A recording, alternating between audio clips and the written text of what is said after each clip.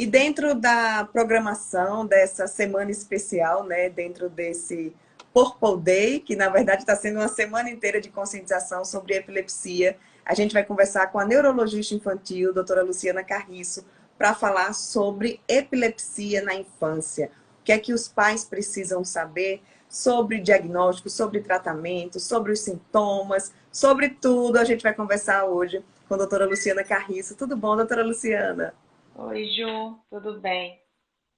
Importante demais, né? Levar informação sobre epilepsia para a população. E eu queria começar, doutora Luciana, exatamente sabendo, para que você explicasse para os pais o que é epilepsia. Tem muita gente que acha que epilepsia é só aquela convulsão, mas não é, né? Então explica o que é epilepsia.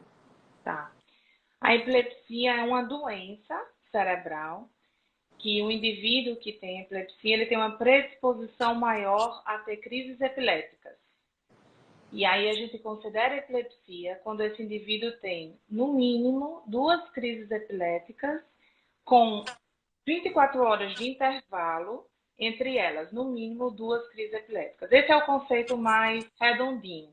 Existem algumas questões em paralelo, mas em situações menos frequentes. O que importa são 2 crises com 24 horas de intervalo.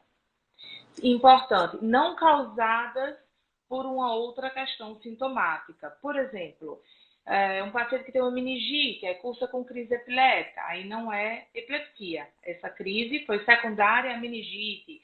Uma hipoglicemia com a crise epilética, aí foi secundária à hipoglicemia. Então, essas situações a gente chama de crises epiléticas sintomáticas. A epilepsia, quando a pessoa tem, sem nenhuma causa aparente. Estatisticamente falando, é uma doença muito prevalente, a epilepsia? É considerável, os dados mundiais, a prevalência é de 0,5% a 1% da população. Como, de modo geral, quando a gente vai falar de estatística, quando a gente vai ver dados brasileiros, é sempre mais difícil da gente ter essa informação mais fidedigna, mas a gente tem locais no Brasil onde a gente tem dados e a prevalência São Paulo, no Sul, e aí os dados, em média, são 12 pacientes, 12 indivíduos a cada 12 casos a cada 1.000 indivíduos. 12 pessoas cursam com epilepsia num grupo de 1.000 indivíduos. Uhum. E quais são as causas, doutora Luciana, da epilepsia? E existem algumas possibilidades, algumas causas menos frequentes, mas sempre têm que ser investigadas, as causas estruturais. Então, quando você tem alguma alteração, alguma lesão cerebral, quer você tenha nascido com ela ou que você tenha desenvolvido ao longo da vida. Eu vou tomar como base o que eu comentei há pouco, a meningite. Então, se a pessoa tiver meningite e cursar com crise epilética, você vai entender que aquela crise foi sintomática.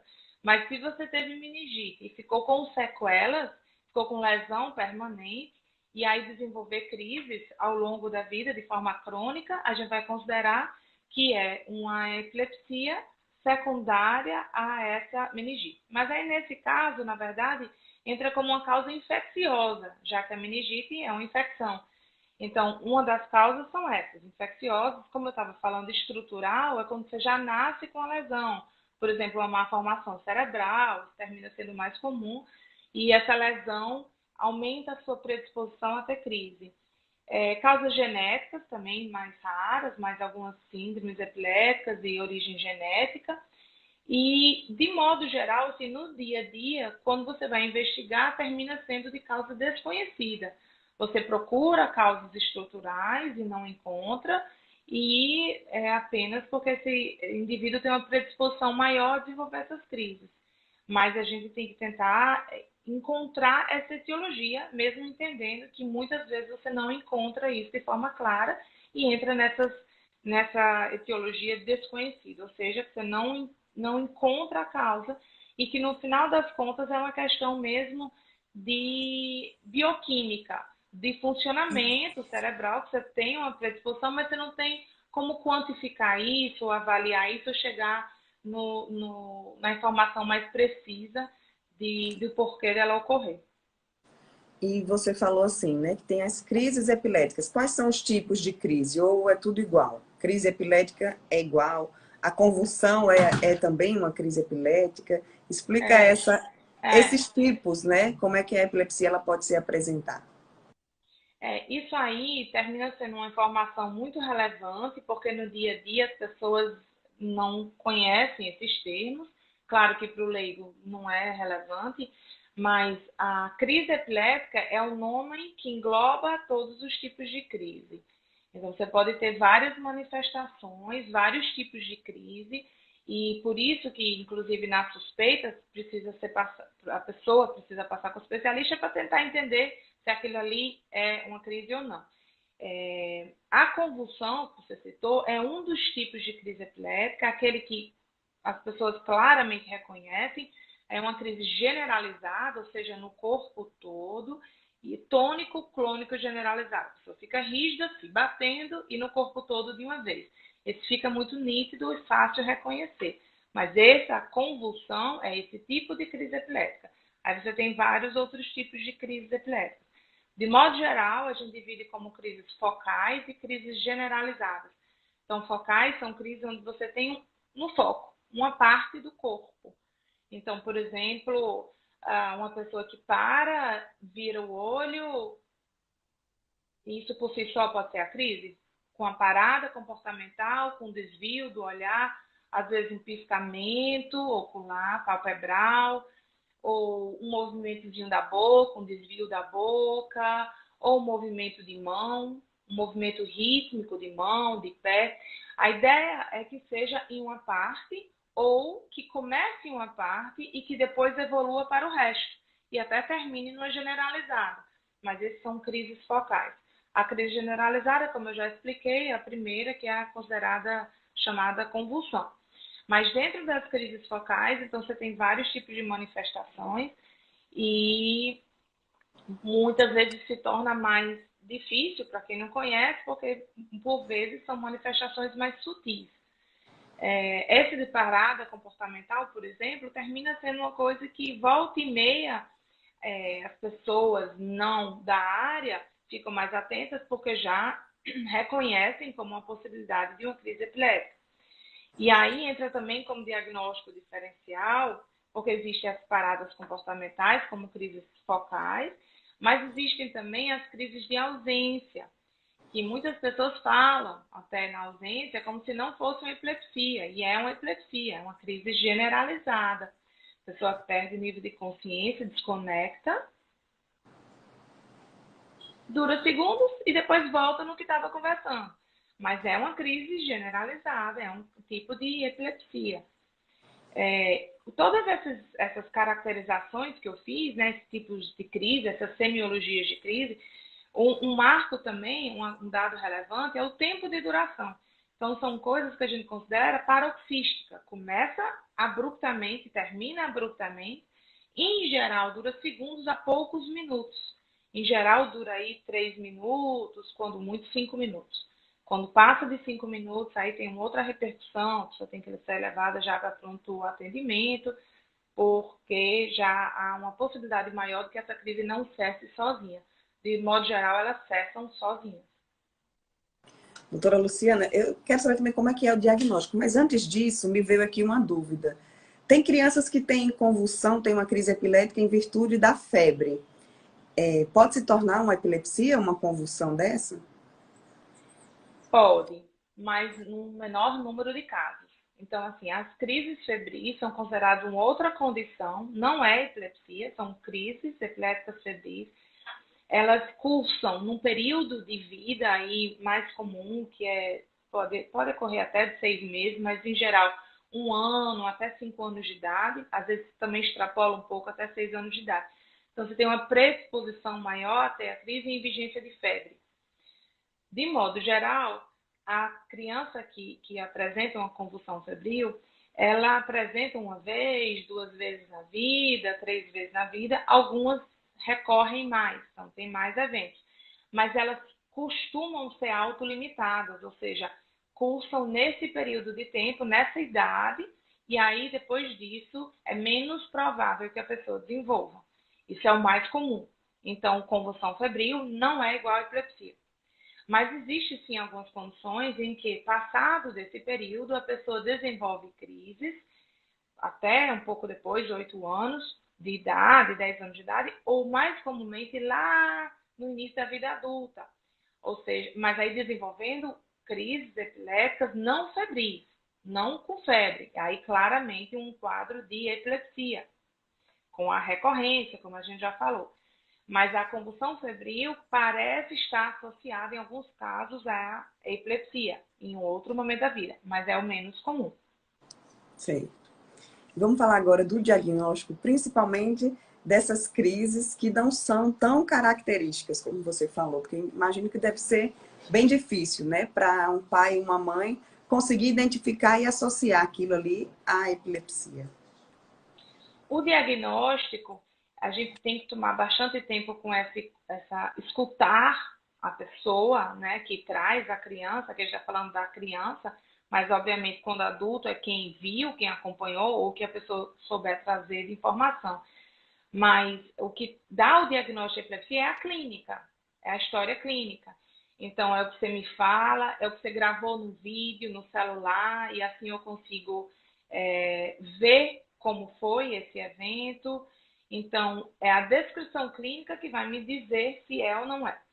Mas existem várias situações em que, mesmo assim, com essa conversa, não se pode chegar a um diagnóstico claro, deixa dúvidas. Já uma vez que eu falei que muitos casos são de apresentação mais sutil, às vezes é mais discreta, às vezes se confunde com outras coisas. E então, muitas vezes, deixa dúvida se é ou não é crise. Nesses casos, o que a gente faz? Obviamente, orienta, né, para os próximos casos, se a gente conseguir observar. Mas existe também um exame que pode nos ajudar, obviamente depende muito da frequência dos eventos, não é sempre que esse exame é indicado, mas é o videoeletroencefalograma. O videoeletroencefalograma é um estudo que faz o registro da clínica, ou seja, o que o paciente apresenta, e o eletro ao mesmo tempo. Eu estou falando desses casos duvidosos, para a gente tentar pegar no momento de crise e conseguir avaliar melhor.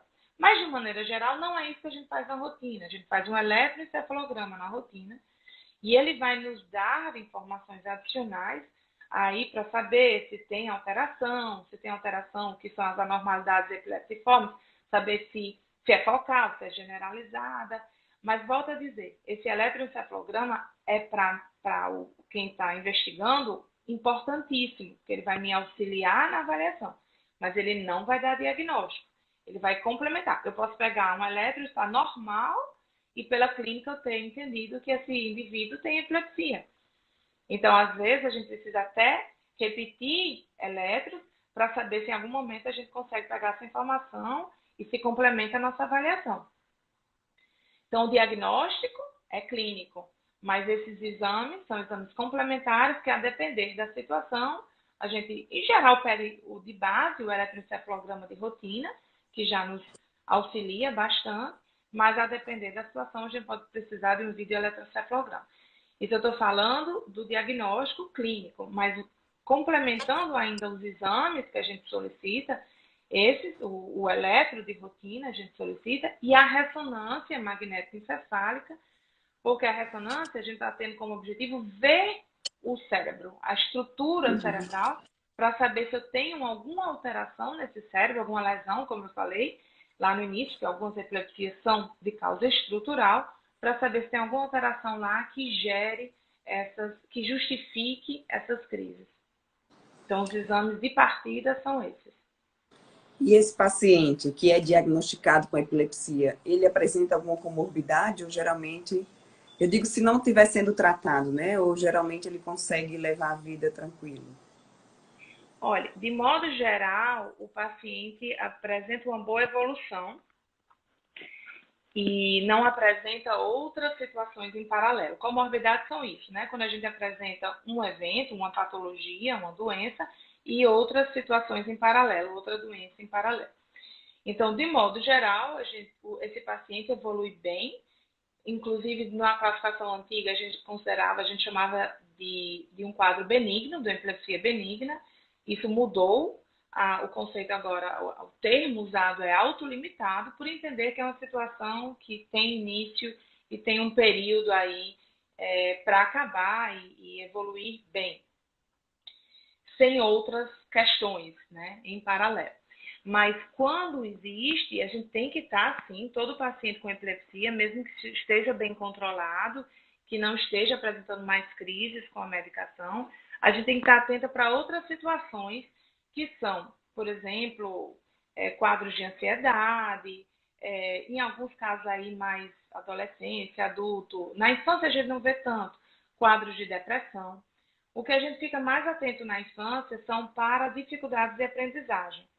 Então, as dificuldades de aprendizagem às vezes cursam com a epilepsia, pela epilepsia por si só, ou às vezes até como algum efeito colateral de medicação, se a medicação antiepilética de alguma forma interferir nisso, inclusive que às vezes acontece é sonolência, às vezes a medicação causa sonolência, e aí termina gerando outras dificuldades, como por exemplo, na aprendizagem a pessoa não tem uma dificuldade de aprendizagem por si só. Mas a pessoa pode sim ter uma dificuldade de aprendizagem, pode ter algum transtorno, pode ter algum TDAH, por exemplo, que é o transtorno do déficit de atenção e hiperatividade, em paralelo à epilepsia. Então, nós que acompanhamos os pacientes com epilepsia temos que estar atentos para isso. Mas eu lhe diria que, assim, na prática médica, no dia a dia, não são situações que a gente vê de forma tão rotineira. Pode acontecer, a gente tem que estar atento, mas, de modo geral, esse paciente evolui bem. Só tem uma condição que a gente... Desculpa, caiu aqui o fone. Só tem uma condição que a gente orienta a ter muito cuidado na epilepsia, que é a água, a atividade da água. Então, a pessoa vai tomar banho de mar, tomar banho na piscina, tomar banho numa lagoa. Então, existe esse cuidado redobrado, isso a gente já tem com qualquer criança, mas um cuidado maior, exatamente por não saber se a pessoa vai ter uma crise epiléptica, quando ela vai ocorrer. Então, ela pode ocorrer em qualquer momento, e se ela ocorrer, a pessoa, se não bem assistida, pode, por exemplo, ter um afogamento. Se a pessoa tiver uma crise epiléptica na água. Mas fora isso, em geral, a evolução é boa. Mas a gente tem que estar atento para essas comorbidades, sim. Elas são muito importantes. Ótimo. Doutora Luciana, e os prognósticos, né, para esse paciente? O prognóstico vai depender muito de algumas situações. Por exemplo, da causa. Então, se eu tenho um motivo ali, uma lesão estrutural, se foi pós-infeccioso, se foi em função de um quadro autoimune, uma doença autoimune, como eu falei lá atrás, algumas dessas situações, a genética, a depender do que eu tenho como base, o prognóstico vai ser melhor ou pior. Eu lhe diria que na maioria dos casos, de modo geral, nesses pacientes autolimitados, que evoluem com um quadro que controlam bem a crise, controlam facilmente com medicação, ou tem uma crisezinha aqui, outra acolá, assim, poucas vezes. Em geral, esse prognóstico é muito favorável, né? E também depende, se eu tenho alguma comorbidade aí em paralelo, então essa minha evolução ao longo da vida depende da situação de cada um. A começar pela causa, e se há essa causa conhecida, e do controle de crise. Então, de modo geral, o prognóstico é favorável, mas, por exemplo, se a gente for entrar naquela porcentagem de pacientes que não controlam facilmente, ou seja, 30% dos casos que não controlam com a medicação, que são as consideradas a epilepsia refratária, que você precisa entrar com 2 medicações, no mínimo, mas aí 3, 4 medicações, que a gente chama de politerapia, aí esse prognóstico é mais difícil, porque a cada medicação nova que se acrescenta, a chance de controle de crise é mais reservada, digamos assim. E aí esse paciente evoluindo com crise ao longo da vida, com crises frequentes, você tem uma chance maior de gerar mais alteração nesse desenvolvimento, comprometer esse desenvolvimento e assim piorando o prognóstico desse indivíduo. para esses pacientes que têm crises de difícil controle. A gente vai ter uma entrevista só sobre isso, né? E a gente Olha vai só. poder falar mais e entender mais, porque cada paciente precisa dessa orientação certa, né, doutora Luciana? Isso que a gente conversou são dados bem genéricos, né? Tudo isso depende muito dos pormenores de cada um e da história de cada um e da evolução clínica de cada um. Mas então, só para a gente terminar, uma mãe, um pai que estão assistindo aqui, percebeu algo no seu filho ou já tem esse diagnóstico de epilepsia? Com o tratamento, a maioria dos casos, como você já falou, tem cura, né, doutora Luciana? Tem cura, a depender, como eu falei, da condição de cada um, né? E aí a cura a gente considera para tratamento de epilepsia, são 2 anos de tratamento. Então, são 2 anos, desculpa, são 2 anos usando medicação e sem crise, sem nenhuma crise epilética. A gente tem que ter 2 anos livre de crise. Então, após passado esses 2 anos livre de crise, que aí o médico vai avaliar se há condições de ir reduzindo medicação gradualmente, aí após o paciente estar sem nenhuma medicação, aí você passa mais um período sem crise, sem medicação, para você considerar que ele está curado. Doutora Luciana, muito obrigada. É muito bom sempre conversar com você, essa maneira clara que você tem de explicar temas que não são tão claros, né? Que não são assim íntimos para a maioria da população, e eu me considero nesse meio aí, e você explica tudo de uma maneira tão clara. É muito bom me entrevistar, e a cada entrevista a gente sai entendendo mais sobre essas questões relacionadas à neurologia. Obrigada, Ju. Obrigada pelo convite. Eu espero ter conseguido colaborar aí nessa semana que é tão importante, que é a semana da divulgação, né, internacional de epilepsia, porque a gente precisa falar sobre epilepsia, porque ela existe, e porque muitas pessoas que apresentam às vezes não sabem que tem, ou alguns que têm, infelizmente a sociedade ainda traz muito preconceito. Isso não é uma situação que ninguém escolhe ter, mas no momento que a gente tem, como qualquer outra doença, a gente tem que cuidar do melhor modo possível, acolhendo essa pessoa. Muitas vezes isso gera muito medo, muita angústia para as famílias, principalmente porque a gente não sabe quando a crise pode ocorrer, se ela vai ocorrer novamente. Então é muito importante a gente falar sobre isso, e a ideia do Propose Day é isso, é informar para diminuir aí digamos, as situações de desconhecimento sobre a situação e também por causa de preconceitos mesmo, em trabalhando isso, tanto passando informação para quem precisa, como também passando informação para quem não precisa, mas que é importante entender e sempre que possível acolher ou pelo menos respeitar essa outra pessoa, para que ela Verdade. tenha os mesmos direitos que todos temos, né?